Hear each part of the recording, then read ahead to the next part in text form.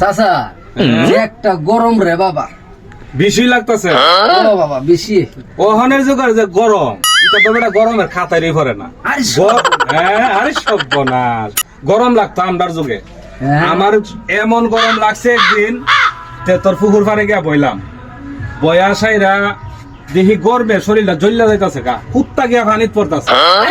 আরে সর্বনাশ, পরে এই গরমের মধ্যে পানির মধ্যে ডুব দিছি পরে আমার আবার অভ্যাস ছিল, যদি পানির ডুব দিতাম 2-4 ঘন্টা থাকতাম পানির নিচে।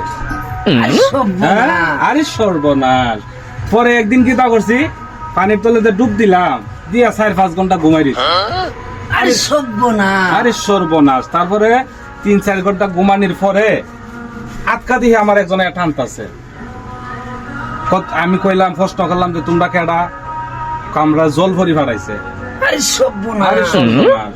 পরে জলফরির দ্বারা গেলাম, আমার লয়া গেল। জলফরি তো আমার দেখা পছন্দ করে লাইছে।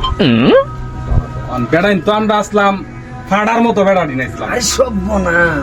আমাদের সিনাটা ছিল তোর মনে কর 5 থেকে 6 হাত। সর্বনাশ। আরে সর্বনাশ, কি বেড়াই নাছিলাম আমরা। পরে জলফরি আমার বিয়া করবো। আমি কই না, আমার দেশ পোলাপান আছে, আমার তো বিয়া করন যাইতো না। না তুমি, আরে সর্বনাশ। পরে জলফরি যখন কইছি কথা, পরে আমার ছাড়ে না, পরে 2টা গুসা মারলাম 2টারে, আর নাক মুখ ফাড়াইয়া পরে উজানে উঠতে আইছি। এরপরে থেকে আর ফুসকুনিতে আমি গোসল দেই না।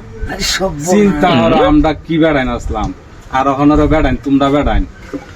বাবা রে, তোমরা খাইছো তো আগের দিনে বালাবুরা, এর হ্যাঁ? কেমন তোমরা?